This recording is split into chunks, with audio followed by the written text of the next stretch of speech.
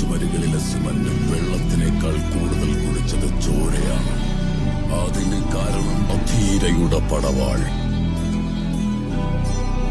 അധീര കുട്ടിക്കാലം മുതൽ വൈക്കിങ്സ് എന്ന വർഗത്തിന്റെ ക്രൂര രീതികൾ പിന്തുടർന്ന ക്രൗര്യത്തിന്റെ അവതാരമായി.